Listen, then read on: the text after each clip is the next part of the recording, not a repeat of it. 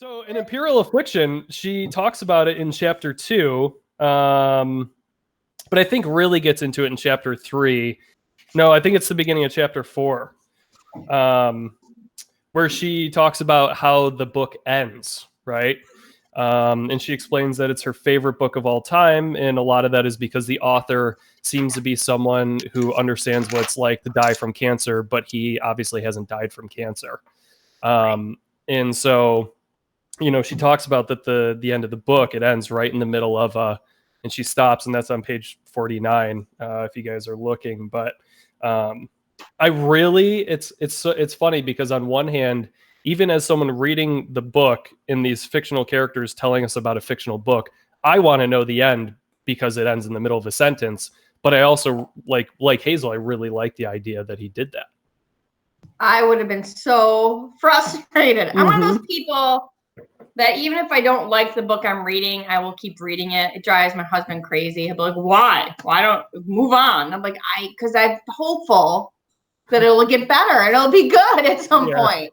And 90% of the time, it never gets any better, I have and so that would have driven me crazy if it just ended there. I'd be like, calm down.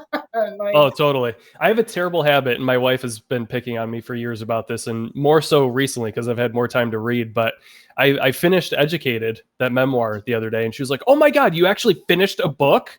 Because there've been so many times that I've started a book, I love it, I'm enjoying it, and then all of a sudden another one catches my eye and I move on to it. I have so many unfinished books that I need to go back and finish over these next few weeks. That's awesome. But, yeah, I guess. I don't know. It's what I got to stick it out to the end. But I agree. I think that she makes this fictional books inside a fictional book sound interesting. Sound like something you might want to read.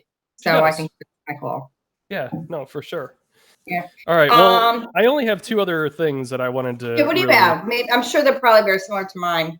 Yeah. Well, so the 2 big things was, and this is kind of just a question to pose to everybody, is Isaac, which by the way, I always like to point out his symbolic name, Isaac. Yeah. If anybody's able to pick up on that, it's a great name for him.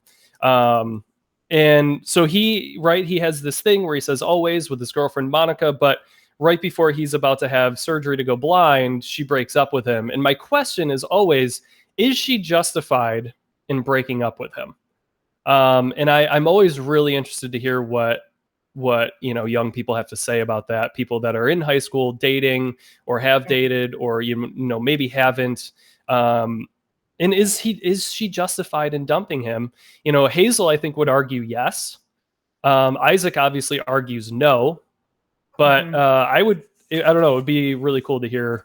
I'm interested in what you think, Mrs. Gillett, too. Do you think they can they comment on this video? Yeah, if you guys can probably comment on this video afterwards, right? Yeah, we'll post it in Classroom and then everybody can comment. Yeah. Tell us what you think about that. Because I would too. I'd love to hear what you think. I think it's a really, I don't know. I don't want to say because I don't want to lead you guys. Maybe in our next video that will be the first thing. We'll come back and give our thoughts on it. We'll share what you write. And yeah. And the other big thing for me is when they're playing what's the name of the game? Oh, The Price of Dawn, right? That's based on this action book that Gus loves. And Gus has this, this is around page 59, 58, 59, where Gus has this desire to always there are these terrorists in the video game. They're trying to take over this school. And Gus always goes in and to try to stop the terrorists when they throw a grenade, he uses his character to jump on the grenade. And Isaac is like, well, you can't win if you do that because then you're dead. And Gus makes the argument that all salvation is temporary. He says, I bought them a minute. Maybe that's the minute that buys them an hour, which is the hour that buys them a year. No one's going to buy them forever. And I think that's where we start to see this contrast between Gus's idea of what life means and the type of life he would like to live compared to Hazel's comments about everything's just going to go back to oblivion. He is definitely, I think that's why I like him so much. It's good that he came into her life. She so needed a Gus. to help her see that whether your life is a minute longer or a day longer, a year longer, or, you know, it's important to live it. Yeah, that like every moment counts.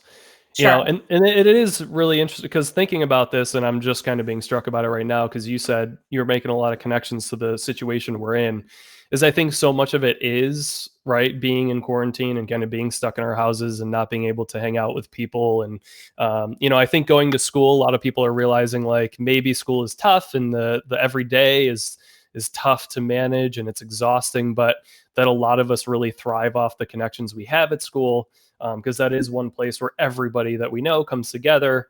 But, you know, I think it's so much of it is about perspective, right? Like trying to look at this as the opportunity to call, you know, like catch up with grandparents and to actually call the cousins you don't get to talk to very much. And like, you know I've been video chatting with my family a lot more than I ever have. And, you know, trying to connect with, you know, my dogs more and my wife more and just be more present, right? And like it's kind of interesting because I think for so many of us we will never have the time, the free time that we have right now again. Like this is but it's forced on us, right? So it's like harder for us to accept it. Right. I don't know. It does make you appreciate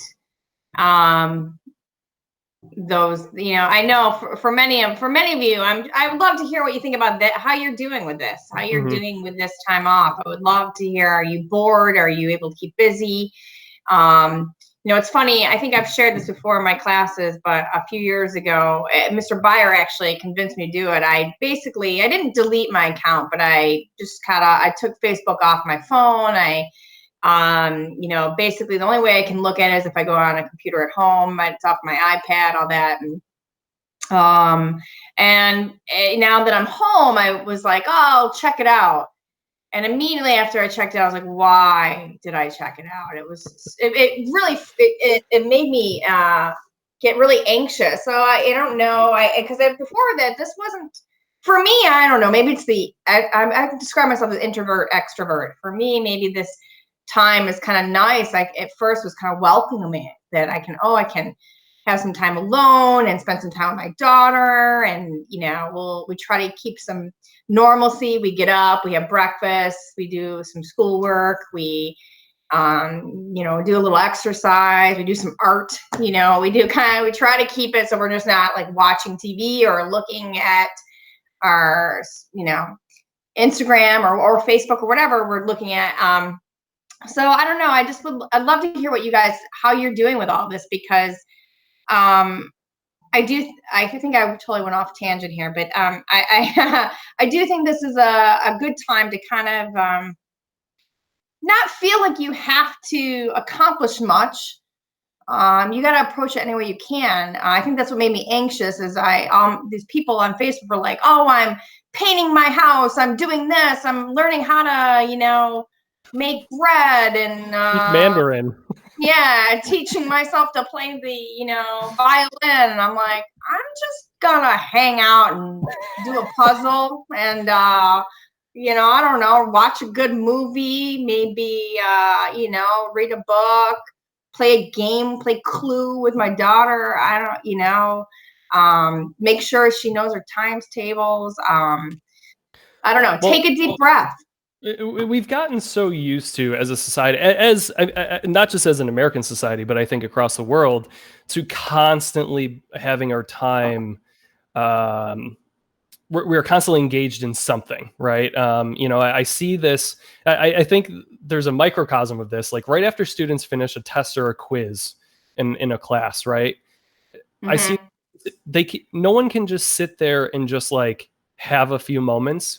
Immediately the phones are out and like we're checking social media and we have to be plugged in and we have to be engaged and like, and I think Mrs. Gillett and I both have like kind of given up on that fight. But I think that this time is so hard for a lot of people because like there's only so much I can look at on Snapchat or Instagram or whatever, right? And like we are being forced to kind of find other ways to live in the moment, you know, and I really do think that's like finding purpose. I can't tell you how many people I've heard say, you know, I'm just trying to find purpose in this time. And I think that's what Gus is doing all the time. Like he's always trying to make this justification that he's living for a purpose. And I'm with you. I think because of that, he's a really relatable character. I think, you know, we all would like to think that when we pass on, that we've left something behind that people can hold on to, that was purposeful, that, you know, and that we can also at some point, you know, not that we look forward to this day, but the day that we're facing death, like, can we look back and say, you know what, I really did live for a purpose, like a reason. I think we all want that. I think Hazel's probably just so, I don't know, overcome with despair from her situation that it's hard for her to hold on to that idea. Yeah. And that's why I think he's such a breath of fresh air for her. So sorry I went off on a tangent there. No, that was great. No. Back around. Mrs. Whale would have been like, chop. No, it's, hey, look, we're reading, like, honestly, and you know, we're reading something, and I hope that everybody who is actually reading this, you know, watching the movie, I hope that you guys are making connections to what's going on in your own lives, whether it be, you know, whether it be the connection to someone that you have, like a reflection with someone that you did know that struggled with cancer, you know, or whether it be this idea of living for a purpose, or, you know, just trying to find meaning in every day. Hopefully you guys are making those connections, because that's really what it's about. Like, we can talk about symbolism and metaphor all we want, but like in the end, if you guys aren't connecting, that's, you know, then it's pointless. So, well, this has been fun. It has been fun. Did you have anything else, Mrs. Gillett, that you were thinking of? No, I think, you know, chapter 4, there's just so much. Yeah. You know, so much going on in there. How do you feel about, the last question I'll pose to you guys, what do you guys think about Gus allowing Isaac to break his trophies? You know, how do you feel about that? You know, they're right, and that's in chapter 4, right? I'm not going ahead. Yeah, I might have gone ahead. Okay, I'll leave it there, because I don't want to. You're like, kids are like, what are you talking about? No, that's a good teaser for the next section. Yeah, so find out what that's all about. Find out what happens with Monica. All that good stuff. Yeah, we'll put out. I hope you guys are enjoying it. Is mainly what I would say. Is totally.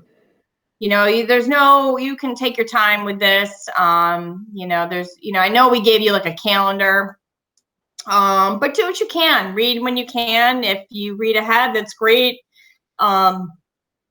If you guys have questions that you are like, what does this mean? Or, what's happening here? You're confused. You need some clarification. Please respond to this in the Google Classroom. And I think we'll try and do this again next week. We'll try and walk you through there. This is, I mean, I do hope that you guys find some joy in it. And it really would make the conversation really fun if you guys could post some things in Classroom. Love to give you guys some shout outs. I do hope that you guys are feeling like, I don't know, again, we become so exhausted by the everyday of school, but I'm hoping you guys are feeling like, you know, I really do want to kind of exercise my brain a little bit. And I hope you're not too overloaded with other homework. I have heard from some students that the homework load has been a lot, depending on the teacher or the class you're taking. But, you know, I hope you guys are hanging in there. You know, I definitely miss you guys. I miss interacting with you every day. It's, you know, I think it's a huge part of who we are as teachers to really thrive on that. And it's been really, that part of it's been really tough. So I hope you guys stay healthy and hang in there. All right. I miss, Rob, are you in this classroom? He's probably not even watching this, but period 2, Rob. Period 2, Rob. Man. Rob, why are you in here today? I'm in this class. No. Yes, we know. Okay. Good stuff. All right, you guys. 4, I just got to tell you, Madison, another day, just in honor of you, I sat in the dark. That also is a shout out to my period 1 crew that's in there every morning. Who sits in the dark. Oh, are they the ones who sit in the dark before school starts? Yeah. That's awesome. That's great. But yeah, so we'll get Mrs. Whalen on here next time for my other classes.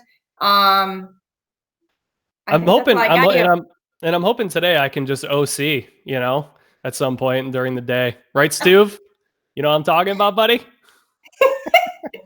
You got to hit all come three. back and be like, I didn't even watch it. I know.